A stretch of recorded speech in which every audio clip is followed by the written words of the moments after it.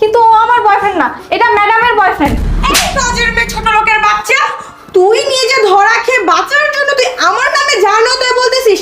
এই তোর মতো কি আমার রুচি এতটাই বিগড়ে গেছে নাকি যে আমি এরকম একটা ছেলেকে আমার বয়ফ্রেন্ড বানাবো? এই আমার হাজবেন্ডের কোন দিক দিয়ে কম আছে রে যে এরকম একটা ছেলের সাথে আমি রিলেশন করব?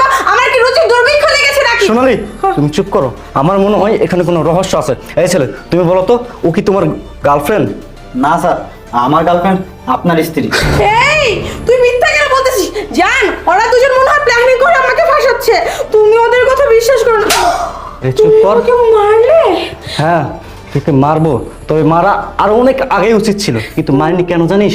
তোকে হাতে নাতে ধরার জন্য তোর বয়ফ্রেন্ডের সাথে। তুই কি ভেবেছিস আমি কিচ্ছু জানি না? আমি সব জানি।